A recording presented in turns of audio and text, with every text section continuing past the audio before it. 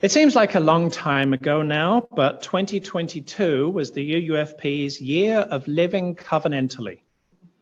This was our concerted, consistent effort throughout the year to consider, draft, develop, and adopt our first congregational covenant. We'd actually started laying the foundations for that in 2018 and 2019, but then there was, the small matter of a global pandemic that derailed most of what we had planned to do. So in late 2021, as it looked like we were coming out of the pandemic, we decided that we would take the whole of 2022 to work on a congregational covenant. There were fellowship circles and quite a number of Sunday morning services. There were forums and cottage meetings and watch parties and discussions. We participated in the Article 2 Wellspring program. We posted examples of other UU congregations' covenants on Facebook and in the eFlame. Last summer, we set up a promises wall here in the sanctuary, where we tacked up both promises we wanted to make to the congregation and promises we wanted the congregation to make to us. There were small group workshops online and large group workshops in person. There were drafts of covenantal statements and a survey, and then drafts of covenants. And in December, there was a special membership meeting called by the policy board to debate, amend, and vote on the proposed covenant.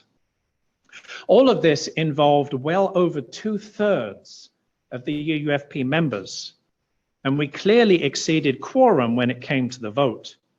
And the vote to finally adopt the covenant was unanimous. Of course, just because something is written down and adopted doesn't mean the work is over. A covenant is a living document, and it's kept alive by engaging with it and using it. So in services on fourth Sundays since January, we've reflected on one or more parts of our covenant, working our way through it and beginning the conversation about how we keep these promises as members of this congregation. Today, then, we come to the last part of our UUFP covenant, to embrace transformation within ourselves and others. Certainly, our year of living covenantally during 2022 was a journey of transformation for us, doing something that we had never done before as a congregation. And we've continued growing into it during 2023. And since today's service means we've worked through the whole covenant since January, we wanted to make this a special occasion. So during the latter half of 2022, the sanctuary wall to my left was our promises wall. Then it became a place to display our covenant on colored pieces of paper I printed up right after the vote. And now, with this milestone, it becomes a place for a lovingly created display of our covenant. Brad, if you would remove the cloth, please.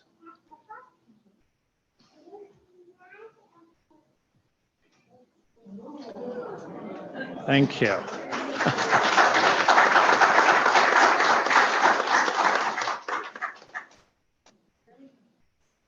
This was designed by April Kelsey, printed by Marcy Stutzman, and mounted by Joanne Dingus. So let's thank them for that.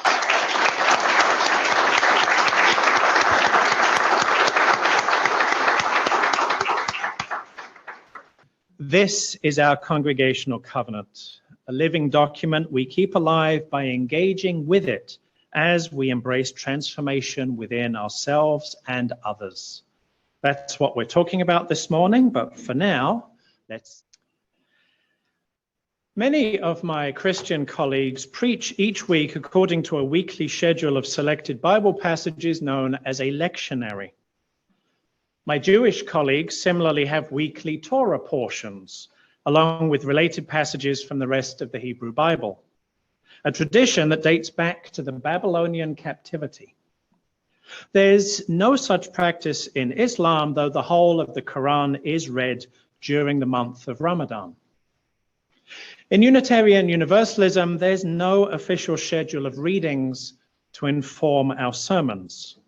Almost anything can be a meaningful or inspirational text, from the Epic of Gilgamesh and the Rig Veda to the writings of Carl Sagan and the poems of Amanda Gorman. So how do you decide which limited number of readings to include, especially when new ones come along all the time? It was the influential theologian Karl Barth who said that we should preach with the Bible in one hand and the newspaper in the other.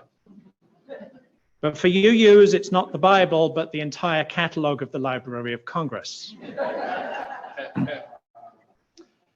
This is why many UU congregations use monthly themes, with broad themes like welcome, heritage, generosity, and mystery.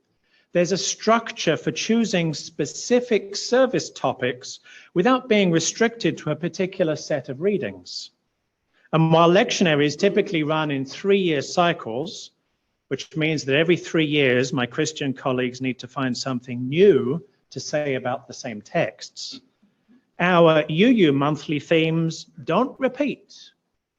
Yes, gratitude and love are obvious choices for November and February respectively, but they don't have to be. Now, some select their own monthly themes. Others pay for a subscription like Soul Matters, which not only names a year's worth of monthly themes, but also provides extensively researched packets of collected resources relating to each of those themes. Then it's just a matter of deciding what we want to use in any given service. Earlier, I named 4 themes that are this year's Soul Matters themes for September through December. Then there are another 6 for January through June. But they don't give themes for July and August, so we selected our own. This month, our theme is Our Mission. And next month, it's Our Vision, because these are both important parts of our identity to keep in front of us. Given that, I have selected 2 texts for today. The first is our covenant to embrace transformation within ourselves and others. The second is our mission to grow in wonder, connect in love, engage in service, and inspire generosity. And what I want to do with these texts is think about how they talk to each other. Part of our mission is to grow in wonder. Growth is necessarily a process of transformation. You can't grow without transforming in some way.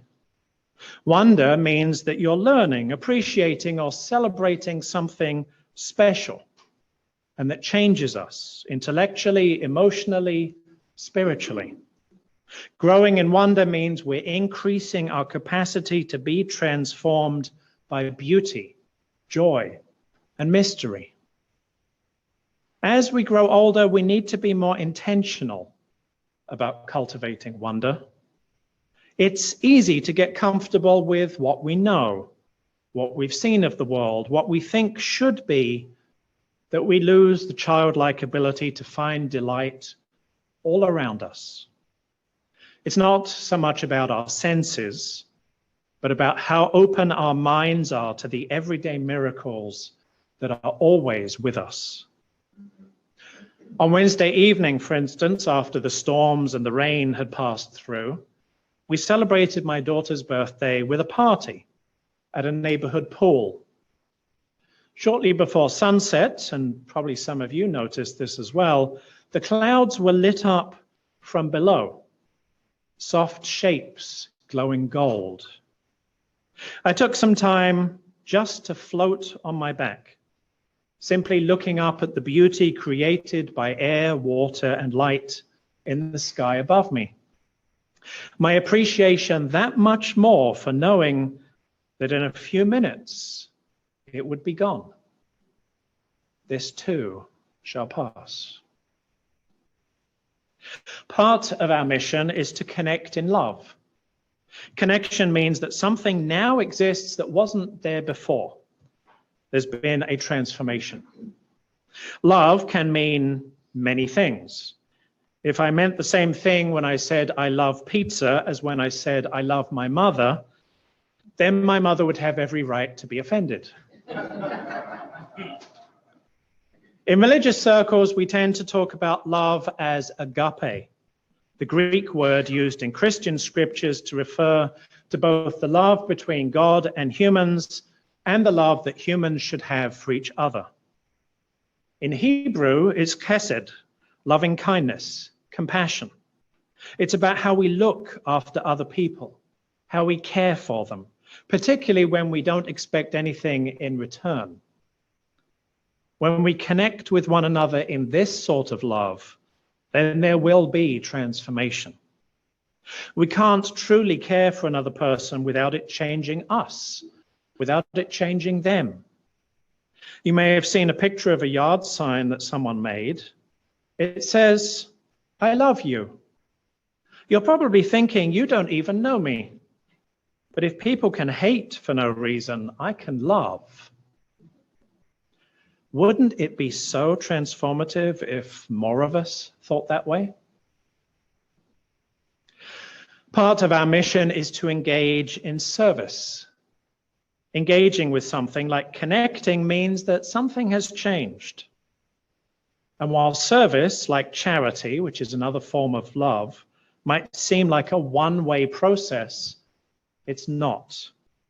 It changes the people on both ends, going both ways. Our former intern, Chris Hockman, preached last month on what really makes us happy. As she pointed out, there's lots that we might think would make us happier that actually doesn't. Having more money or more possessions, at least once our basic needs are met, doesn't make us any happier. In the story Steve read, Solomon was rich and powerful, but he wasn't even content, let alone happy. On the other hand, there are things that do make us happier. One of them, as Chris said, is to practice gratitude. Taking a little time each day, making it a regular discipline, to reflect on the things in your life for which you're grateful, that supports happiness. So does engaging in service, doing something to help someone else in whatever way they need to make their life better. That makes us feel good about our own lives too. Acts of service are transformative. And part of our mission is to inspire generosity. Inspiration means we're transformed by knowing something, understanding something, appreciating something we didn't before. And generosity, of course, changes both the giver and the beneficiary, even, perhaps especially, when they don't know each other. Inspiring generosity isn't the same as being generous. And it's about more than just money. Like growing in wonder, it's about increasing a capacity. In this case, the capacity within and among ourselves to share in abundance rather than to hoard in scarcity. Since almost everything in our society is based on the latter, inspiring generosity is truly countercultural too. Rejecting the fallacy that if only the people at the top had just a little more, then some of it would trickle down to the rest of us. Inspiring generosity is about sharing the truth that there's actually enough for all of us, that we can live with one another and the earth if only we choose to do so. And that's not only the most urgent, but also the most transformative message there is. In other words, our UUFP mission and our UUFP covenant to embrace transformation within ourselves and others go hand in hand. Our mission isn't about keeping things pretty much the same.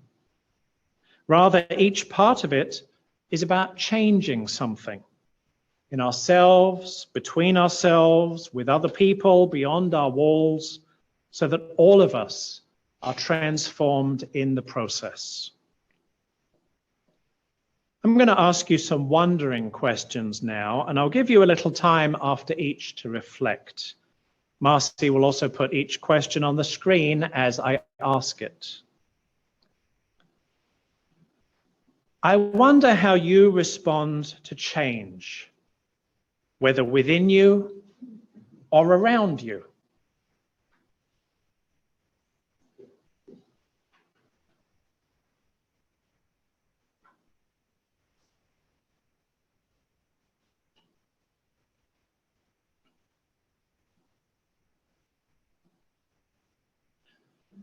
I wonder how you have been transformed since first coming here.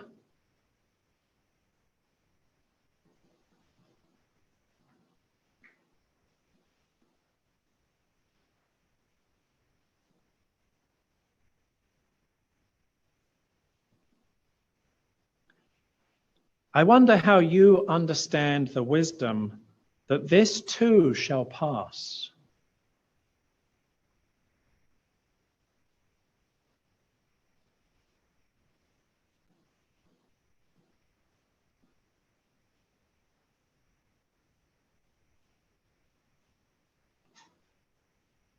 I wonder what embracing transformation looks like to you.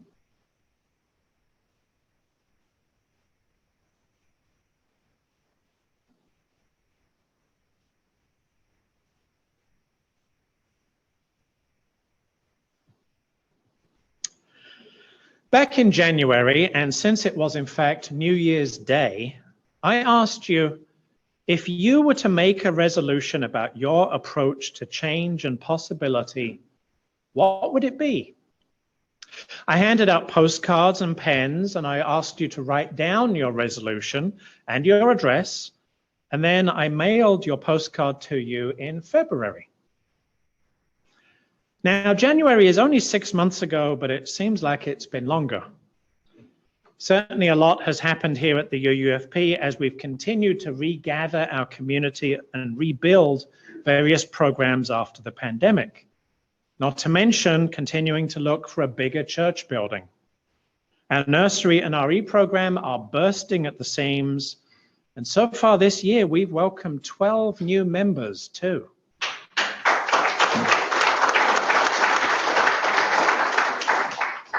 So if you don't remember what resolution you wrote down on January 1st, if you don't remember any of your New Year's resolutions at this point, that's okay. Things are not the same as they were 6 months ago, and neither are we the same as we were 6 months ago. Given that, I invite you to think now about how you have been transformed since January. Marcy will put this prompt on the screen for us, and I ask you to take a minute in silence to think about how you would answer this question. How have you been transformed since January?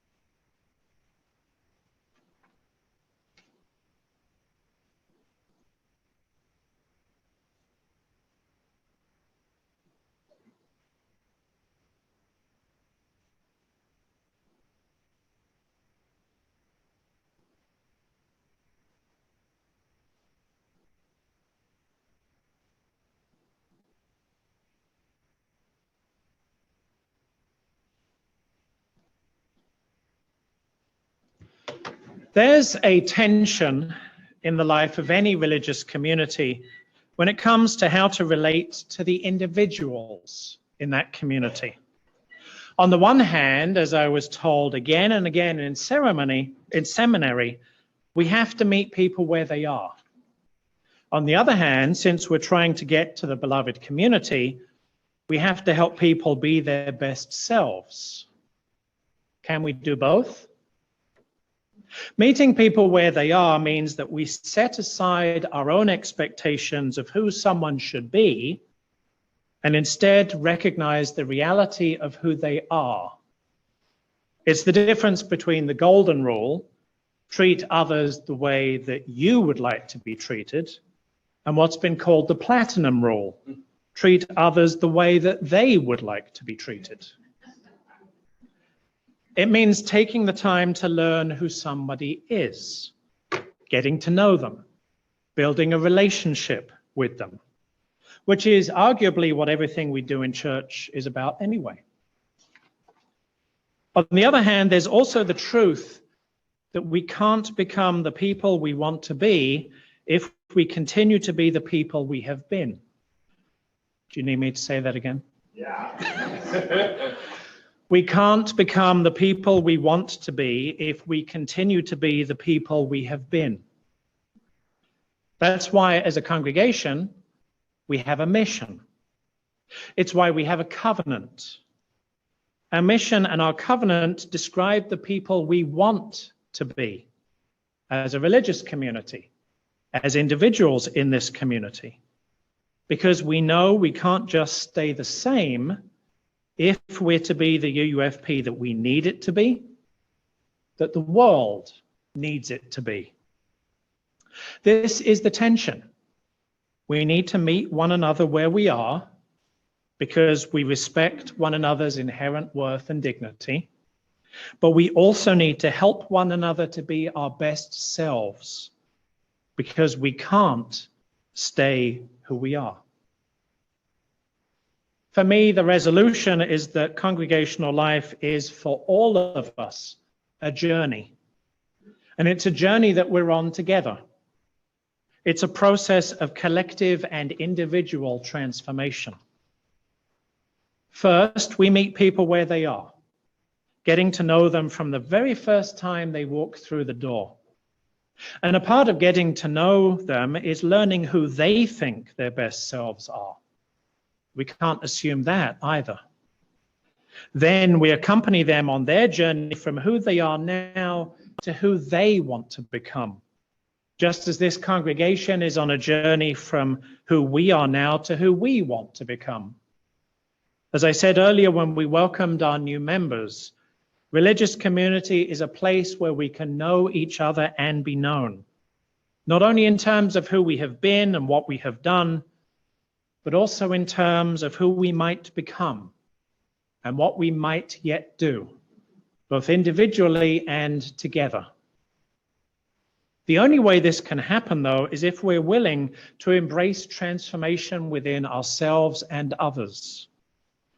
It's why that promise is part of our covenant, not the last part of our covenant, but the concluding part of our covenant, because it caps off and makes possible everything else we have promised one another.